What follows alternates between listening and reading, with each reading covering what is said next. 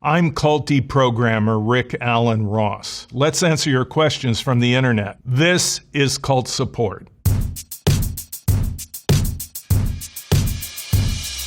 At JoyceFree11 asks, what are the signs I'm in a cult? Social isolation, being cut off from family and old friends, unable to ask critical questions regarding the leader of the group or the group's behavior, a feeling that if I leave, I must be wrong. And there's just no checks and balances to the leader's power or transparency regarding the group's finances and many of its actions. If you begin to get that kind of gut feeling that you're in a cult, maybe you are, and it's time to take a step back, unplug, and look over those warning signs. At Creation247 asks, what makes a cult a cult? There are three primary core characteristics that form the nucleus for virtually any definition of a destructive cult. Number one, that there is an absolute totalitarian leader that is the defining element and driving force of the group, and that leader becomes an object of worship. Number two, the leader uses identifiable techniques of coercive persuasion to gain undue influence. And number three, having acquired undue influence, the leader uses it to exploit and do harm to his or her followers. It's important at this point to understand that not all cults are religious. For example, Charles Diedrich led a group called Synanon, which was a drug rehabilitation community. It wasn't about religion, but Diedrich had absolute power and control. A corporation like Apple could be seen as a cult, but a benign cult. Steve Jobs, when he was alive, was the defining element and driving force of the corporation. The followers of Taylor Swift can be seen as a cult following, but Taylor Swift is not using coercive persuasion to gain undue influence over her following. In the case of North Korea, the leader is worshipped as a virtual god on earth, and he is the defining element and driving force of the entire country. And the people are locked in a kind of social isolation. There has been starvation, deprivation. So I see North Korea as an example of how an entire country can become a destructive cult. Nosy Peach 5 asks, can a family be a cult? Yes, there can be family cults, typically being dominated by a father figure who has absolute control over the family, who literally never lets his children grow up. They stay in the family, they work, bring their paychecks to the family leader, and the marriages and the dating and everything is controlled by that parent who leads the family cult. A cult only requires at least one follower. So you can have an abusive, controlling relationship where the abusive partner is in the role of a cult leader. For example, Tina Turner and Ike Turner. Tina Turner was isolated. She was cut off from friends until she finally left. At Bug Hates Hugs asks, why do cults believe the end is near? If I had a cult, I'd just be like, let's all just have fun. I don't know when the end will be. That's an interesting thought.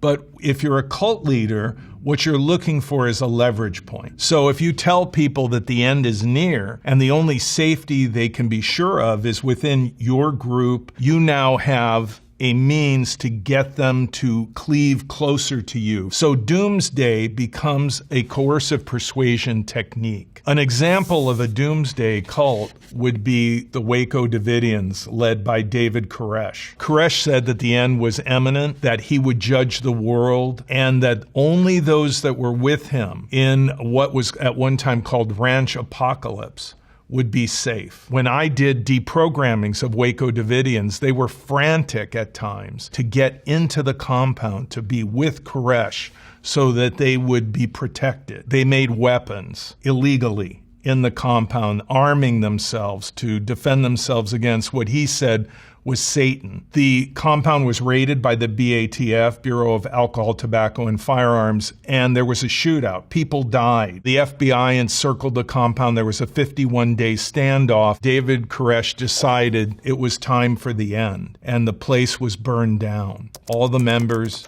dead. At East of the Wood asks, how are cults different in any way from religion? First of all, religious organizations typically have democratic governance, checks and balances, transparency, and accountability. You are not made to feel that you've turned against God simply by leaving a particular church. It has been said that religions began as cults. And in some sense, you can see that in the case of the Mormon Church or Jehovah's Witnesses or Seventh-day Adventism. It began with an absolute charismatic leader that was the defining element and driving force of the group. If we look at Mormonism, we see that first there was Joseph Smith, then there was Brigham Young, but over a period of time, the group evolved beyond that point to governance of many people, and the group moved closer and closer to the mainstream. At Miss Ressi asks, do cult leaders know they are cult leaders? A cult leader can be seen as very much like a con man, except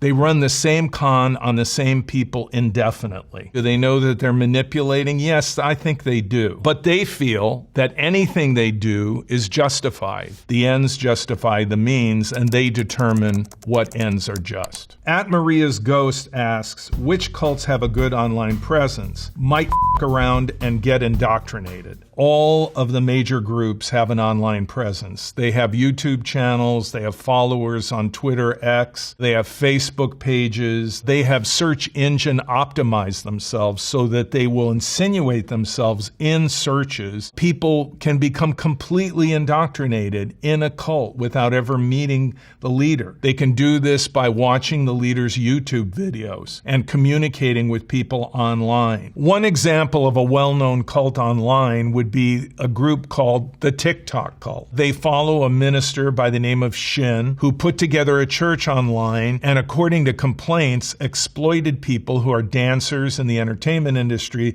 to create very popular clips for TikTok to make money. And they would actually live in a community in group housing and be controlled by this group. But everything would be based on what they were doing in large part online. At Skin the Fool says, I still think about the scene in Midsummer, the Harga women surrounding and holding Dani and wailing with her in empathy, sharing her pain, so beautiful yet so horrifying. I've seen Midsummer, and I would say that it's really not about empathy. It's about quelling Dani's feelings. The group wants to essentially anesthetize her so that she no longer will be a problem. So by surrounding her, they have encapsulated her, and it's almost as if they're saying, Dani, you no longer have your own individual feelings. There is just the group. I think the best film that you can watch to see how cults really work is a 2011 film, Martha, Marcy, May, Marlene. It directly mirrors what it would be like to be in a cult and leave a cult and how difficult the recovery might be. At Greg's VO asks, how do cult leaders get people to believe they are God in the flesh when I can't get my children to wear shoes when they leave the house? It's all about cutting people off from any outside frame of reference or accurate feedback about what's going on. When was the last time that you were in a theater and there was a standing ovation and you sat and did nothing? Didn't the people around you cause you to stand up and clap too? Well, that is what goes on in cults, only on a much more intense level. I have met cult leaders face to face, some of them quite charismatic, others really not at all. But what they all share in common is that they are malignant, narcissistic people. I feel like I'm meeting the same person over and over again because their personalities are so similar.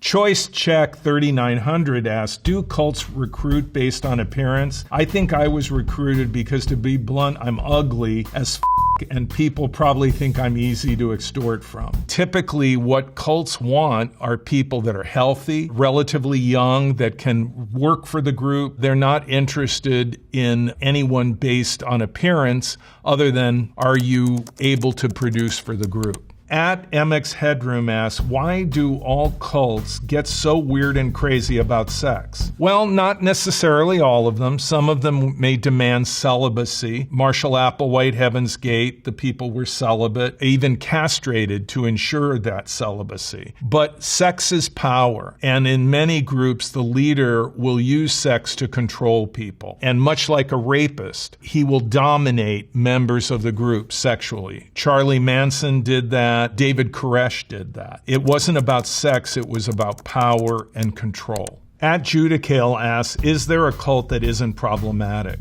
My favorite example is Arcosante. This is an experimental city community being built north of Phoenix, Arizona. And it was initially led by the architect Paulo Soleri, who was the driving force and defining element of what he called arcology, a philosophy based on building cities where there was no urban sprawl. And I think that Paulo Soleri meant to be good. I received no complaints about him over the years, and when he died, he left everything to a foundation to continue to build Arcosante, which is known for its famous Cosante bronze bells. Arcosante is really an example of what can be seen as a benign cult, a personality-driven group that does no harm. At Matt Burns asks, can Trumpism as a whole be considered a cult? Well, I don't think so. It's a political faction. And I think that for us to use the word cult in a derogatory sense just to denigrate some group is an abuse of using that word. He could be seen as a very shrewd salesman who has honed a message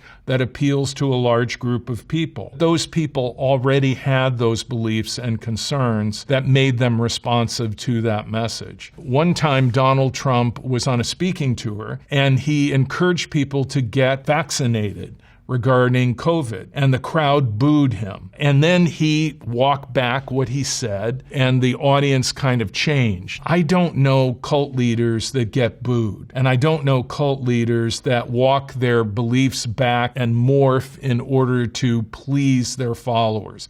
It's the other way around. QAnon, I think, is a destructive cult, but it's a really strange one in that the leader is anonymous. We really don't know who does the Q drops. QAnon believers, I think, by the way they're embedded online, are very much in line with cult followers. At ZBZebs asks, is Scientology a cult? I don't get it. In my opinion, Scientology fits the profile of a destructive cult. I think the brilliance of L. Ron Hubbard was to create this machine filled with redundancies of control. There's training, and then there's supervision of that training, information gathered on people, and it's very difficult for people to navigate their way out, as some celebrities have, like Leah Remini or Lisa Marie Presley. One of the things that Scientologists believe is that there are people called SPs, suppressive persons. Those are people that are trying to suppress your road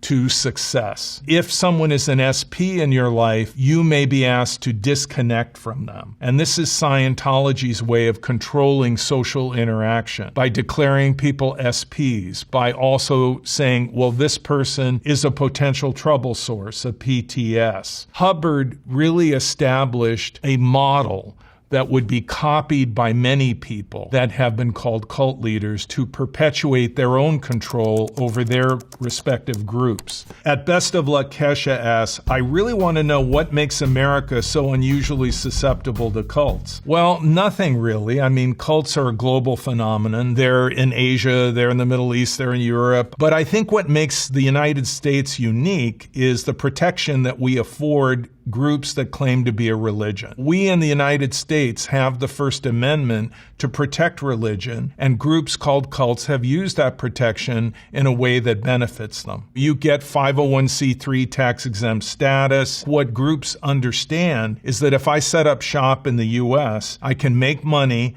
and have very little accountability. It's been reported that L. Ron Hubbard once said, if you really want to make money, start a religion. At any rate, Scientology didn't start out as a religion, but became one. At Manhattan asks, what is the craziest cult you've ever learned about, famous or not? This guy, Marshall Applewhite. His students were discipled by him to believe that he was essentially the reincarnation of an extraterrestrial being that would take his people to a kingdom beyond this world. And they were sequestered, held within a mansion in Southern California, where he controlled their every move, what they wore, their haircuts. He himself castrated himself and encouraged other members to do the same. And a number of the male members were castrated. Marshall Applewhite told his followers that the end of the world was coming and that they had to prepare for it. But what really probably caused the end was the death of his beloved Bonnie Nettles. When she died, he felt that he had nothing left to live for. Ultimately, they all died together at his orders. There were 39 bodies found in shrouds in this house, dead. At Andrea Waves asks, a friend has a loved one in a cult and we are at a loss for how to help this person and there aren't super clear steps. Have you helped someone leave a cult? Do you have advice? I've done over 500 interventions to get people out of destructive cults. First of all, in responding to someone who's involved, don't be critical. Don't have arguments with them. Don't say, oh, you're in a cult, because the group may coach them to cut off communication with you if you do that. So instead, be a good listener and also keep your lines of communication going. Let them know that you care about them. Now, an intervention may be the way you go eventually, but initially it's important to find out more about the group, the leader, and what's actually going on. At Call Me D asks, so how does cult deprogramming work? Can we get started now? A deprogramming begins as a surprise. Someone comes to visit with their family. There's some type of get-together. In the beginning, the person may be rather upset about that. Why did you not tell me this was coming? Well, the reason is because then you would share that with other people in the group, and they very likely would keep you from participating. You're asking them to unplug from the group during that period of time, which means all electronic devices, all access to the internet, no texting with other members. There are 4 blocks of conversation in a cult deprogramming intervention. The first one is defining what is a destructive cult and looking historically back to, say, terrible cult tragedies in which people died, and then saying, what do all of these groups share and have in common, and how would that parallel the group that you're in? Second, what is coercive persuasion? What is thought reform? And how do those steps parallel again to what you're experiencing in the group that you now belong? And then number 3, what has the group hidden from you? Is there information that the group doesn't share readily that you should know to make a more informed decision about continuing in that group? And so then I present research that I've gathered about the group's history, its finances, lawsuits for personal injuries, criminal complaints, etc. At the end of a cult intervention, which could last 3 to 4 days, the person who is the focus of the intervention will make their choice to continue with the group, not to continue with the group, to take a break. That's up to them. About 70% of the people I work with will decide to take a break or leave the group completely. At Eckham's Park says, somewhere in some random Airbnb, some cult is about to do some weird shit today. Welcome to the world online that cults often populate. There is an example of a cult leader using an Airbnb to create a cult compound. Eligio Bishop had a group called Carbon Nation. He had 35,000 followers on Twitter, X alone. He also was on Facebook. He would create compounds by booking Airbnbs online and then reel people in. These would be located in relatively isolated places in Panama, Costa Rica, Mexico. Eventually, he would be prosecuted in the United States for rape and unlawful imprisonment, and he's now serving a life sentence without parole in Georgia. At 606 Hey asks, now how did Mother God even accumulate followers? Like other cults seem at least somewhat convincing. When Mother God, who I knew as Amy Carlson, died, she had hundreds of thousands of dollars in cash and probably over $1 million in real estate holdings. How did she do it?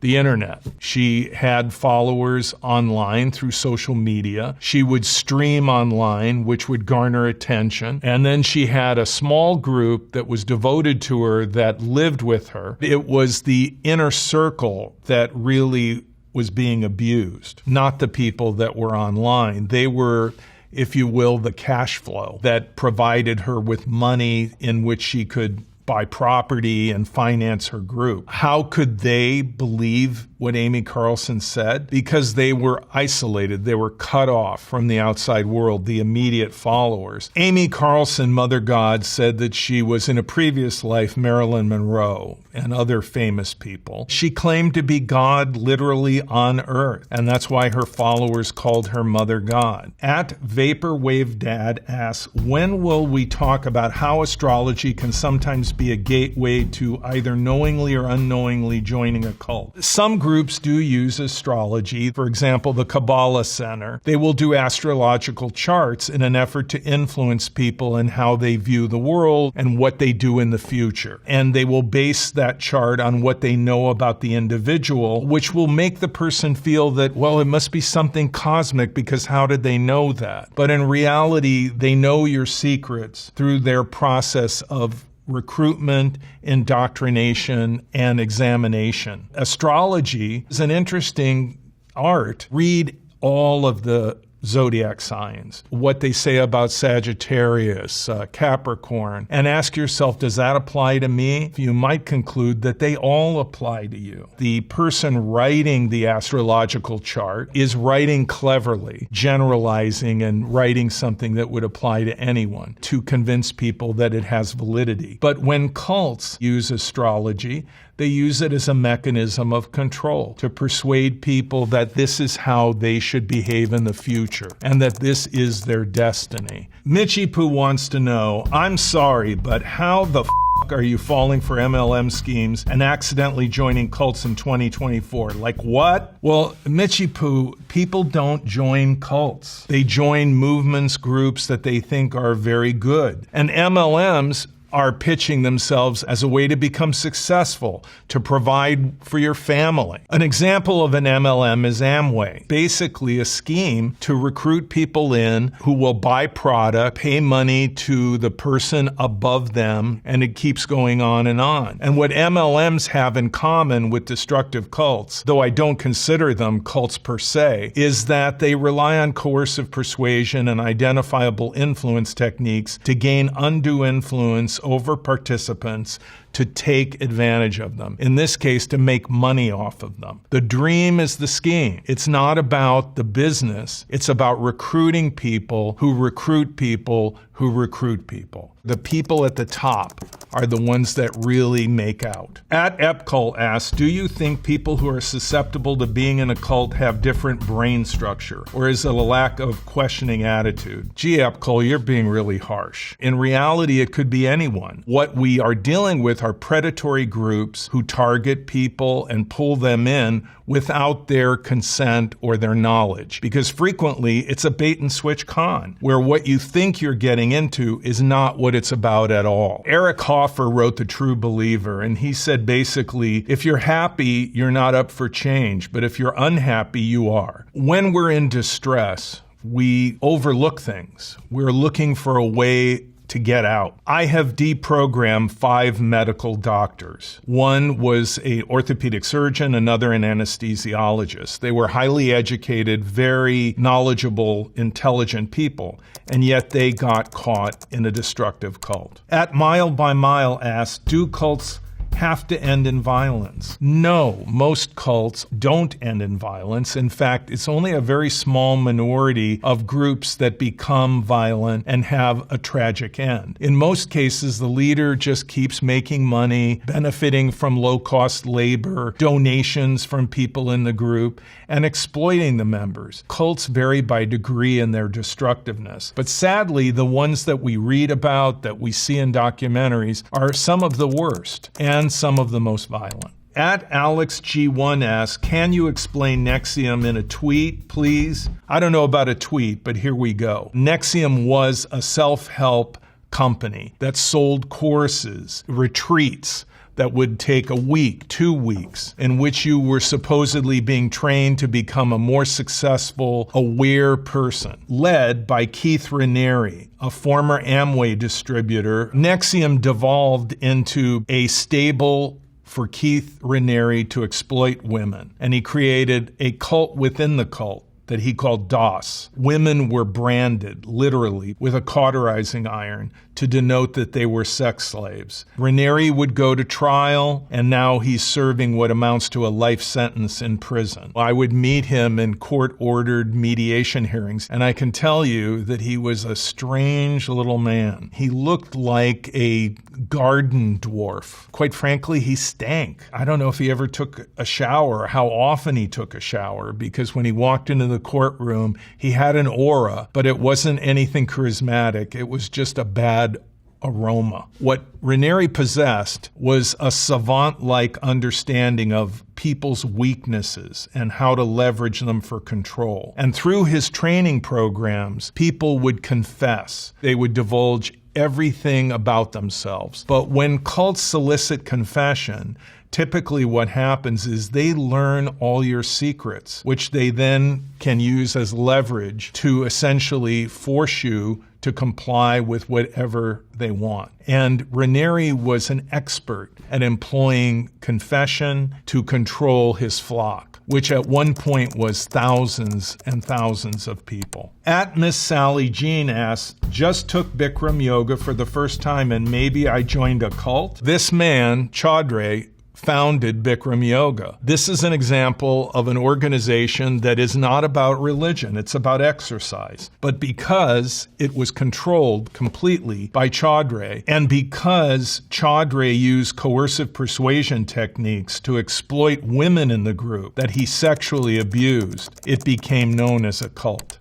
At ZSAM asks, so I'm watching Escaping the Twin Flames universe. I'm fascinated by how easy it is to take advantage of people. Does loneliness make people as vulnerable as poverty? Well, the Twin Flames universe is a group led by a couple, and they say that they can find your true spiritual counterpart. They call that your twin flame. According to complaints from families, they manipulate and exploit the people that become involved. In some cases, members have actually changed their sex, thinking that it's the only way to find their true spiritual mate. It's been devastating to families, and it's been coercive. At Three Forms, our powerhouse asks, who are the Moonies? The Moonies, as they have been called, are the followers of Reverend Sung Myung Moon, who died not long ago in his 90s. And he created a group called the Unification Church, which was nicknamed the Moonies to reflect how he was its defining element and driving force. He claimed to be the Messiah and that he alone could bring the world to peace. Reverend Moon became a very wealthy man. At one point, Reverend Moon had a media empire that included the Washington Times, United Press International. He controlled 1/3 of the American fishing fleet, responsible for about 50% of the wholesale sushi market in large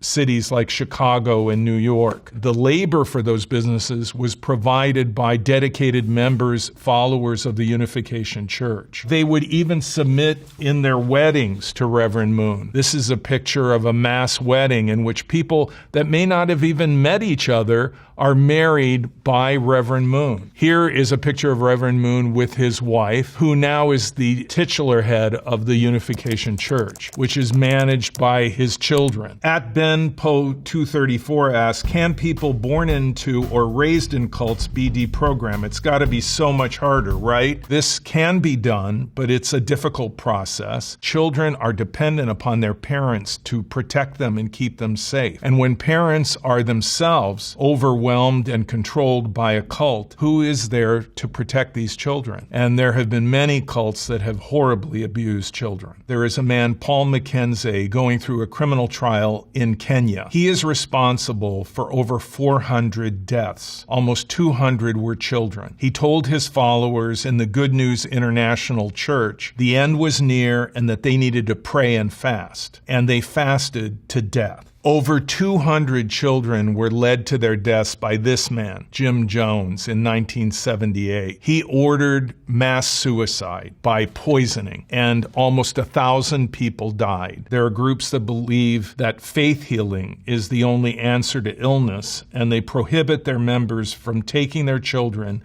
to a doctor. As we're talking about this, there are millions of people involved in destructive cults, and many of these people have children, they have families, and those children are subject to the whims of cult leaders. At Political Ant asks, is involuntary deprogramming legal? It's only legal if it's a minor child under the direct supervision of a custodial parent or guardian. There have been involuntary deprogrammings with adults. I myself participated in facilitating such interventions. However, the last one I did was in 1990. In involuntary deprogramming with adults, in some extreme cases, people were picked up while they were fundraising or outside of the group, and then they'd be brought to a safe house where the deprogramming would commence. It can be very daunting to many families who feel they have no other means of helping someone they love. But the courts have made it clear that this type of deprogramming cannot be done. So those are all the questions for today. If you're concerned about a group, be careful. Don't just believe what you're being told. And if you're a family that is concerned about someone in a cult, keep your communication open. Make sure that they know you're there for them and that you love them. Don't think that it can't happen to you. Use your critical thinking and your ability to research and protect yourself. Thanks for watching Cult Support.